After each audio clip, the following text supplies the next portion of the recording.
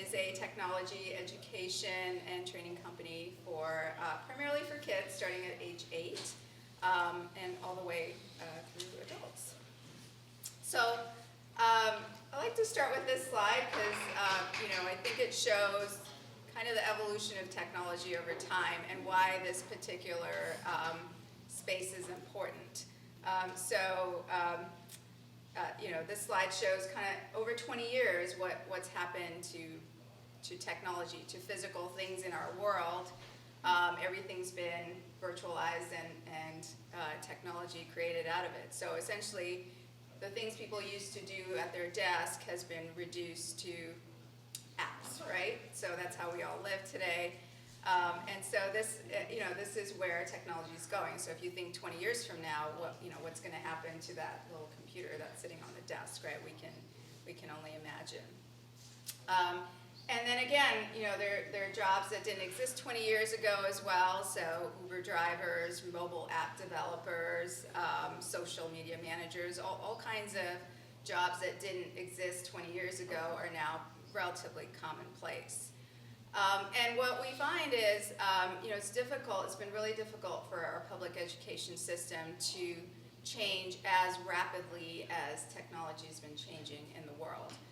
So as a mother of a third grader, I've been looking for technology programs in our area that can sort of keep up with this change, and I saw that there's a huge gap here, and that's why I launched Stairway5 last year to address the gap in this particular area. So the mission of this company is to teach foundations in technology to kids, again, starting about age 8 and up. So we teach, at a deeper level than most kids are exposed to just by using technology, how computer science works, robotics, engineering. And the focus of this program is to use projects to teach. So, we teach them how, we have 5 skills that we interweave into the program. So it's problem identification.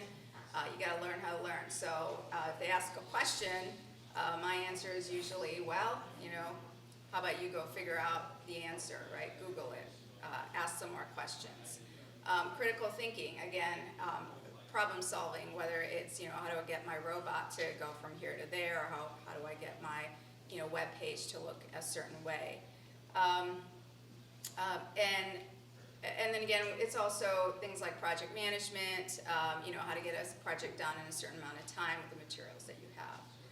And basically, what we want to do is create students create kids who are able to think and thrive in an entrepreneurial world that we're seeing is coming up more and more.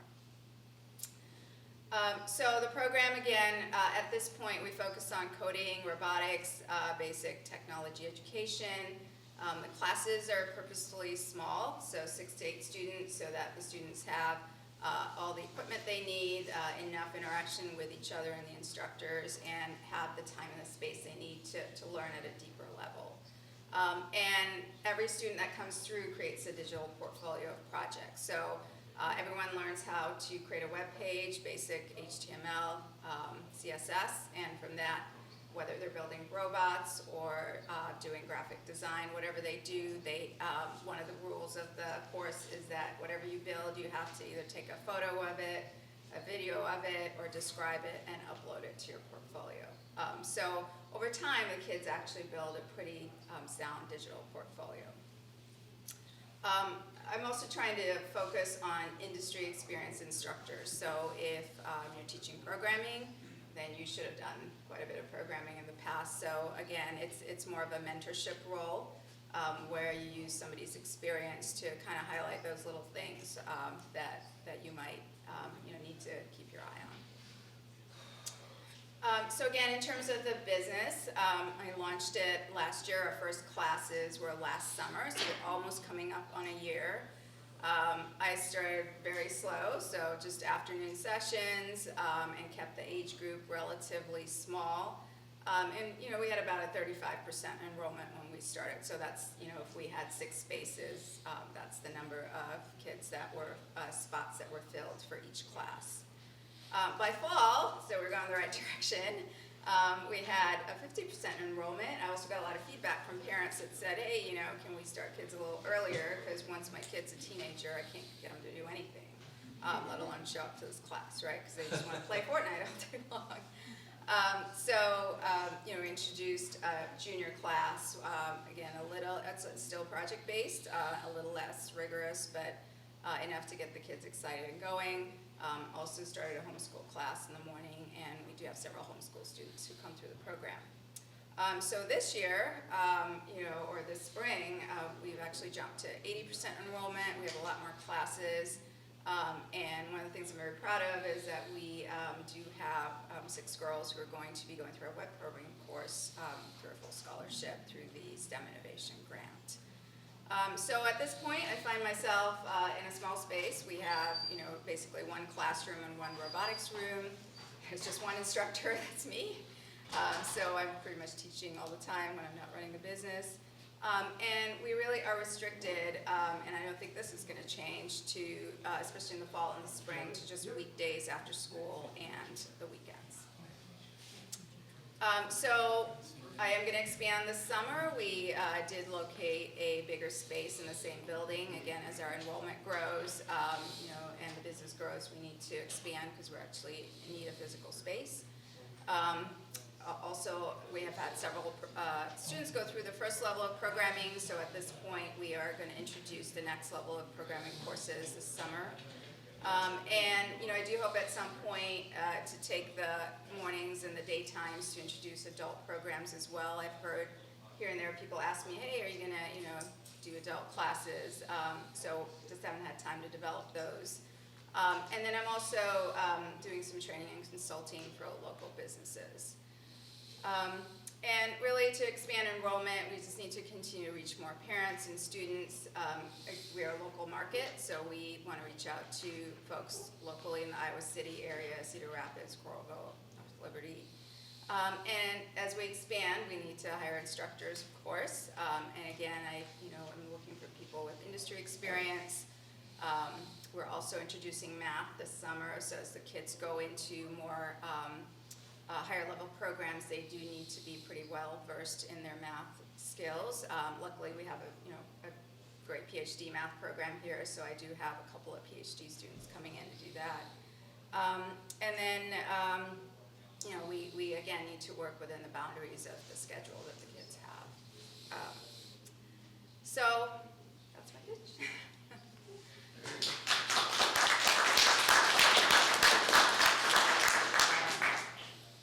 So I guess it's Q&A. Andre, yes, go ahead. Very good. You've come quite a ways. I have. It's been a good year, yeah. Good talking to you. So congratulations. That's Thank you. Yeah. Yes.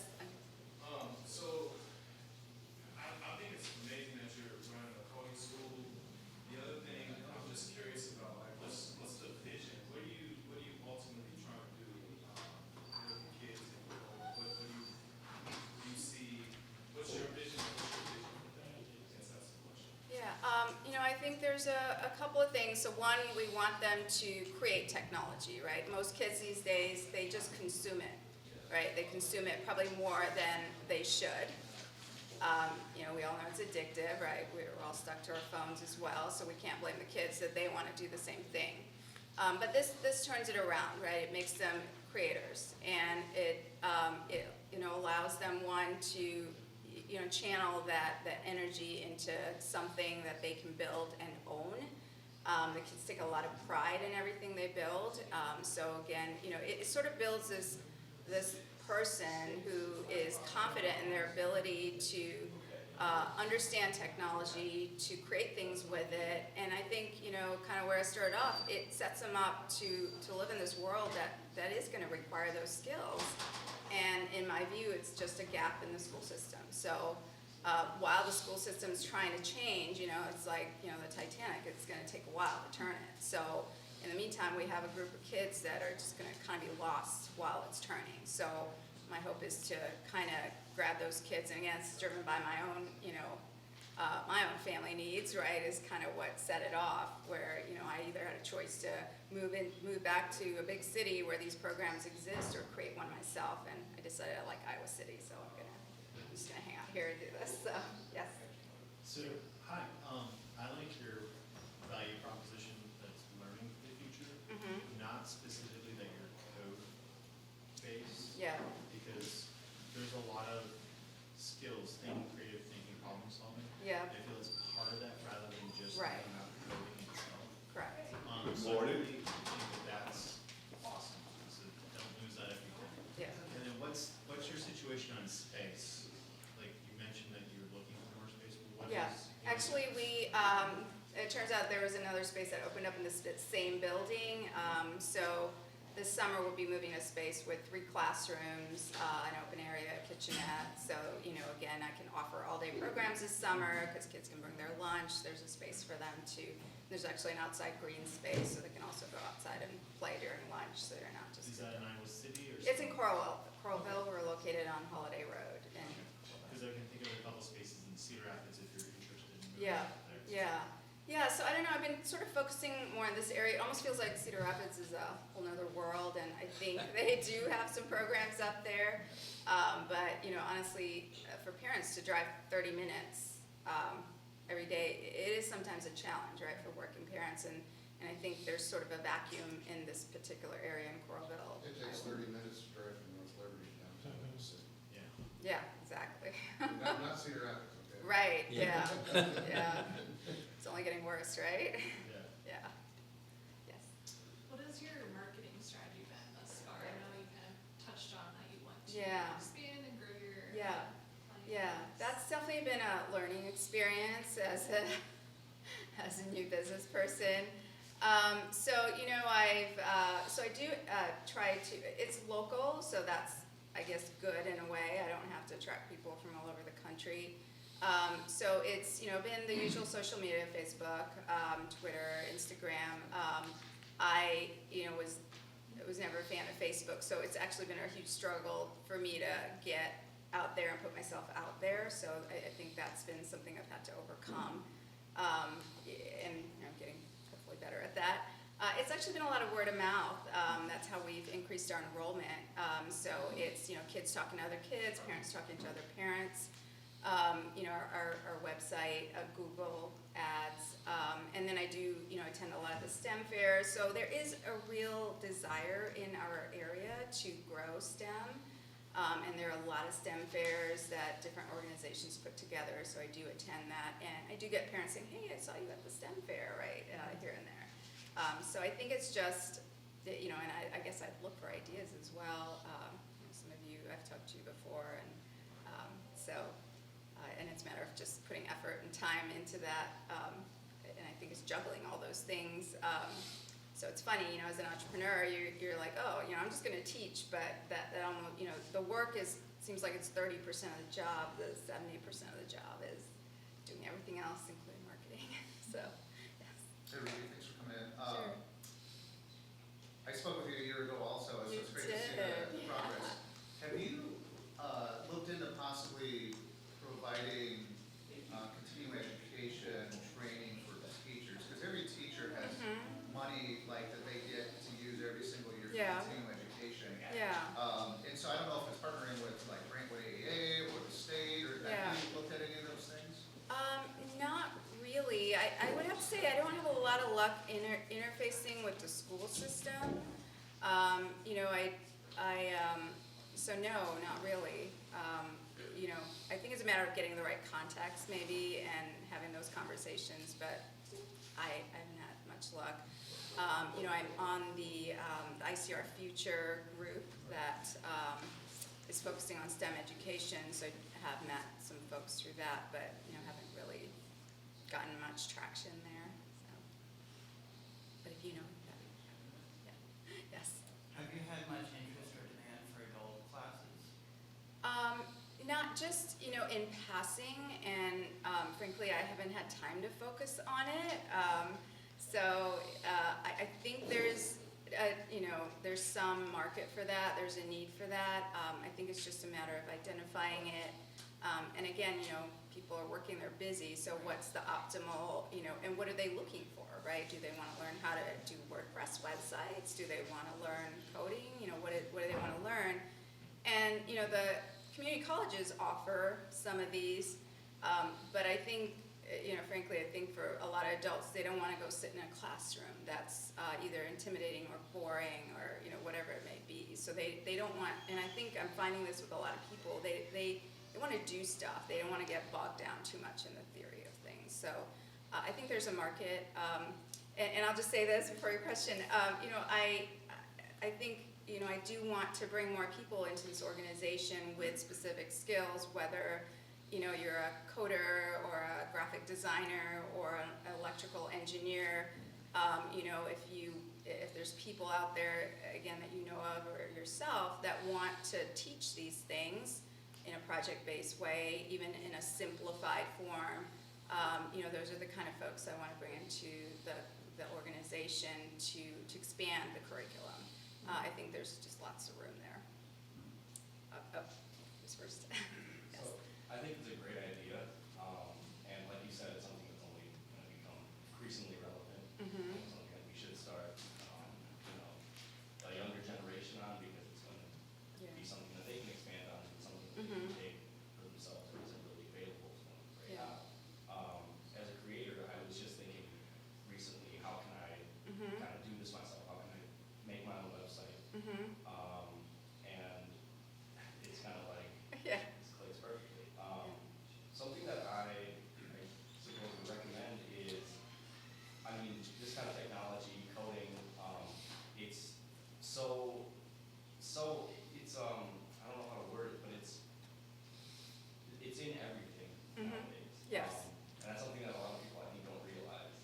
Yeah. And I would say, remind them. Yeah. Because it's so inherent that we Right. don't even notice it. this Right. way. Right. But I think, Yeah, and it's also actually very complex, right? I mean, we pick up our phones, we don't realize what a complex machine it is, right? We don't even care. We throw it around like it's nothing. But again, if you looked at that first slide, this is something that's evolved over 20 years, and that's an extremely complicated machine. And the fact that we don't even think about it, or kids don't even think about it, I think that's a gap, right? Haven't they said that our phones are more complicated now than when they sent Yeah, rockets to the moon? Exactly. About what they had in that. Yeah, so, and then there's also sort of the ability of these technology creations to manipulate people, right? So if you don't understand what's being built, you don't understand algorithms or data, you don't realize sort of, and again, that's if that gap grows between people who use the data and people who build it, you're going to have, some of the consequences that we see today, right? And again, I hope that, there's very few girls in the program, so I'm very excited about the STEM grant that we got, right? Just organically, I probably have 5% of the students are girls, right? Minorities, right? So again, because technology is so foundational, we do need to have a broader group of people who build it or know about it or understand how it works and create things. I totally applaud what you've done. I totally see the vision. Your value statement is great. You're totally focused on developing the next generation. Mhm. And yes, the STEM and training our next generation, which would be my grandkids, not my kids. I'm at the very end of the baby boom. Okay? I'm literally on the tail of the baby boom. Taking them from consumers to being the creators. Mhm. Wonderful, wonderful, wonderful. We're not all indoor cats. Some of us are outdoor cats. Mhm. So what I'm getting at is, sorry about the comparison there. Not all kids can sit in a room and do that. Yeah. There are going to be kids that will excel at, Mhm. what I'm getting at is integrating other programs for kids that are not the creators, but Mhm. the other kids that can corroborate with those that do. Mhm. And use the technology, because there's a lot of technology out there. Mhm. Take it from a guy that spent 20 years doing nothing but catching up with technology. Mhm. There's a lot of kids out there that are not going to be the one to sit down and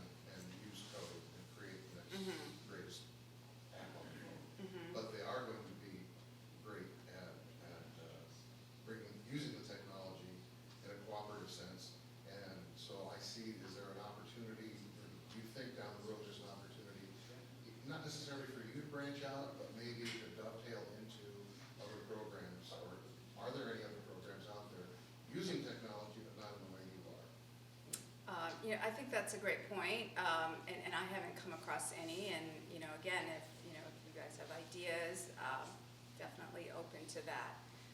I will say, because we're so project-based, even the, kind of those kids who can't sit still, do fine, because they're so focused on creating something that's where all their energy gets focused. I think there's also a great market for, I had one kid come in and he said, he works on a broccoli farm all summer. He said, boy, I just want to build a robot that picks the broccoli farm. So, he has a goal, he has a vision. So I'm like, all right, go for it, right? And it's not that hard to do these days. So, so you do get kids from everywhere that, like, geez, I'd like to sit in the shade while this thing does the broccoli picking for me. So, you get all sorts. So, Andre had a question So for you. there's not just one project that they work on as a group, it's individual? It's individual, yeah. So, so my kids go there and they say, my son was like, hey, I want to build this robot for shooting basketball, so that he would specifically work on that track by himself, or is there, you see what I'm saying, or is it like a group project? Yeah, so the way the curriculum's set up right now, they do get individual assignments and things they have to get through. So in order to communicate certain principles, right? Okay, so you have to build a drivetrain, for example. So everybody has to build it, right? But then you can customize it to do what you want. Do you want it to throw something? Do you want it to ram into something? Do you want to pick up something? The other thing I find is, because the groups are small, the kids tend to get to know each other very well, and they'll build their individual projects, they'll record it, and then they usually want to put it all together and make like this grand movie. And because it's mostly boys, it's usually things blowing up. So, really need more girls to get in there and balance that out.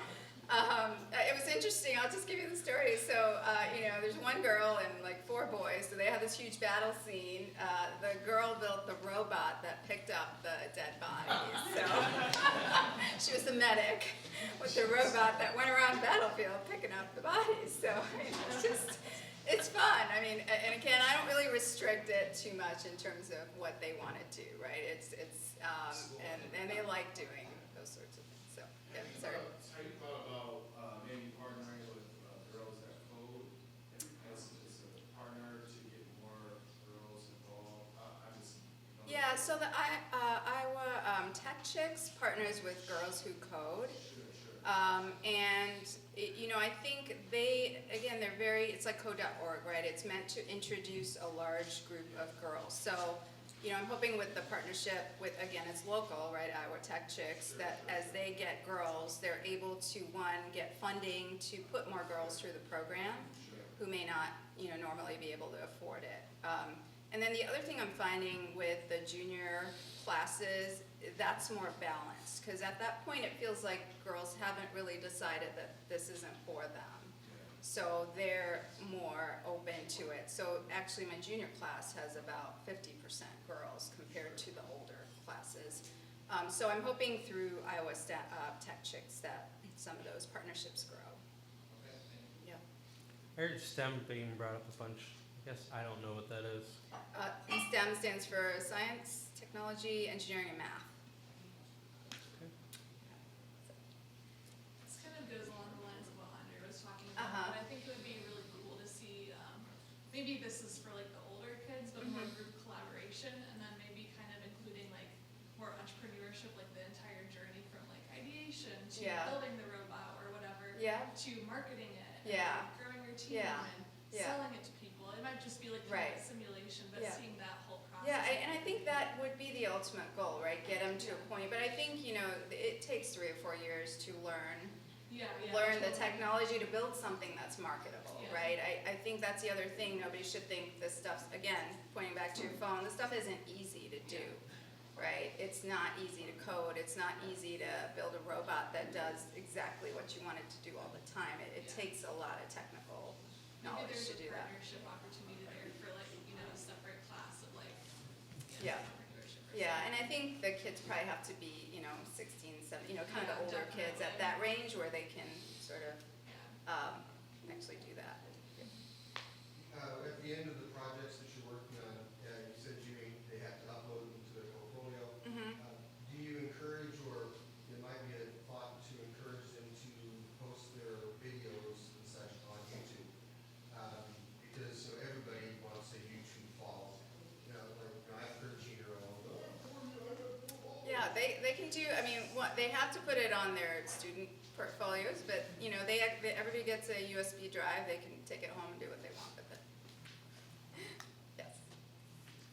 On the subject of doing what they want, and you work with a lot of parents who are probably have asked you this, but do you like talk to the kids about like internet safety and like things about like if you're going out and creating things, putting them online, things about like identity protection and things related to Not that? so much, Does that ever come up?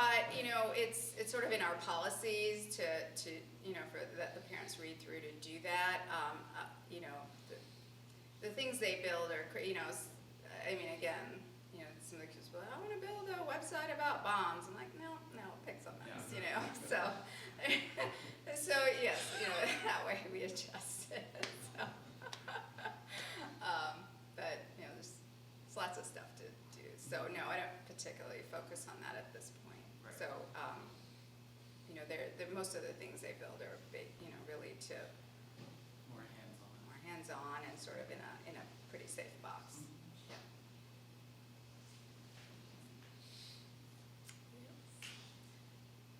All right. Last question, Andre? Yeah. Andre? last Oh. question.